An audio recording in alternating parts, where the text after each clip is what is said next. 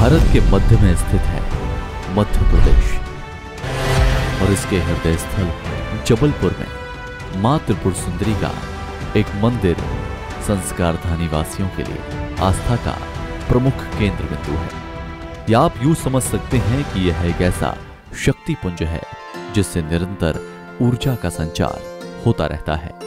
ग्राम तेवर के इस प्राचीन मंदिर में मां त्रिपुर सुंदरी की प्रतिमा 11वीं सदी में विराजित की गई थी। स्थानीय निवासियों में प्रचलित लोक मान्यताओं के अनुसार ग्राम तेवर को देवलोक भी कहा जाता है।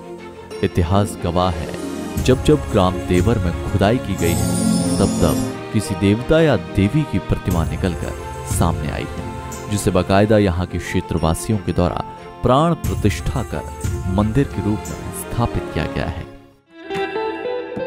तो आज से लगभग 35 वर्ष पूर्व की बात है, जब वहाँ पर लोगों ने खुदाई शुरू की तो वहाँ कुछ सोना निकलता था।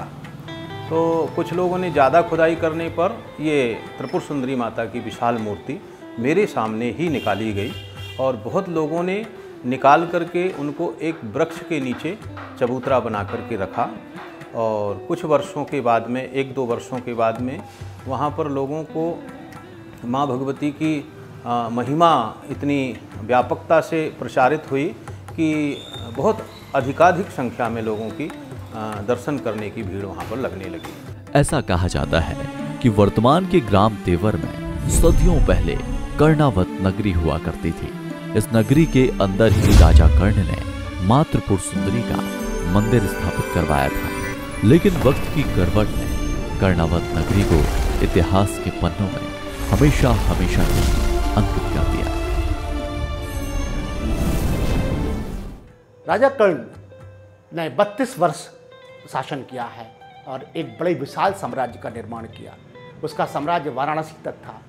वाराणसी में जब राजराजेश्वरी के मंदिर में वो गया तो उसको त्रिपुर सुंदरी के महात्म्य के बारे में जानकारी लगी और जो शैव मठ जबलपुर में है उसके बारे में जानकारी लगी। जब वो वाराणसी से वापस आया तो उसने विधिवत जो है त्रिपुर सुंदरी की स्थापना की और उन्हीं के आशीर्वाद से जो है एक बहुत शानदार नगरी का निर्माण हुआ।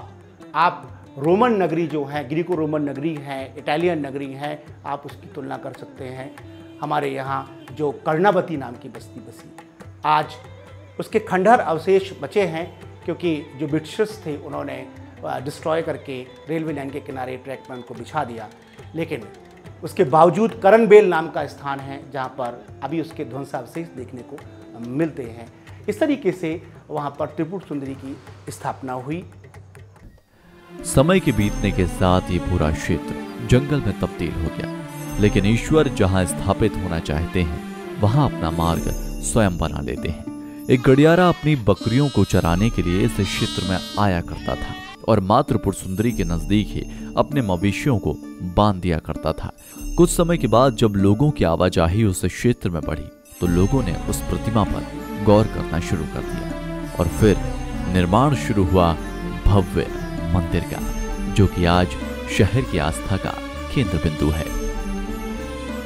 मां त्रिपुर सुंदरी के अन्य नाम भी हैं: राजेश्वरी, शताक्षी, कामाक्षी और मीनाक्षी। और मां त्रिपुर सुंदरी की आराधना एवं भक्ति करने से वह भक्तों को धन, धान्य, वैभव और सुख समृद्धि से संपन्न कर देती हैं। मां त्रिपुर सुंदरी ने अपने सुंदरता और मोहकता के चलते देवासुर संग्राम में असुरों को अपने वश में कर लिया था। मां त्रिपुर सुंदरी मां महाकाली, मां महासरस्वती और मां महालक्ष्मी का संयुक्त रूप है तथा 10 महाविद्याओं में मां त्रिपुर सुंदरी का तीसरा स्थान आता है। पौराणिक कथा में इस बात का वर्णन भी किया गया है कि 10वीं महाविद्या मां कमला ने भक्तों को धन धान्य देने का वरदान मां त्रिपुर सुंदरी की आराधना करके ही प्राप्त किया था। मां त्रिपुर सुंदरी को जब आप तस्वीर के माध्यम से देखते हैं तब आप पाते हैं कि मां त्रिपुर सुंदरी शांत मुद्रा में लेटे भगवान सदाशिव की नाभि से निकले कमल पर विराजमान है, जिनकी चारों भुजाओं में पाश, अंकुश, धनुष और बाण है। भगवान ब्रह्मा, विष्णु, महेश और यमराज ने मां के आसन को अपने मस्तक पर धारण कर रखा है। माँ भगवती के आसन के यानी सिंहासन के 4 पाए हैं, ब्रह्मा, विष्णु, महेश और ईश्वर। और इन 4 पायों के ऊपर जो तल्प है, सैया है, उस पर भगवान सदाशिव लेटे हुए हैं। भगवान सदाशिव की नाभि में कमल और कमल पर विराजमान माँ भगवती राजराजेश्वरी त्रिपुर सुंदरी एक पद्मासन में बैठी हैं। माँ त्रिपुर सुंदरी 3 नेत्रों से उपयुक्त हैं, जिनके सिर पर अर्धचंद्र विराजित है। माँ त्रिपुर सुंदरी का दिन में 3 बार रूप बदलता है। जो भी भक्त यहाँ पर मनोकामना लेकर आते हैं, वह माँ की चुनरी में नारियल बांधकर माँ के चरणों में शीश नवाते हैं तथा माँ राजराजेश्वरी समस्त भक्तों के संशय व दुखों का निवारण करती है। कलचुरी कालीन इस प्रतिमा को देखने के बाद यकीनन ही आप भी इस मंदिर की ओर खिंचे चले आएंगे। एक बार जरूर माँ त्रिपुर सुंदरी के दर्शन करिएगा, क्योंकि इनके आलोक के तले समस्त भक्त आशीर्वाद एवं सद्बुद्धि प्राप्त करते हैं।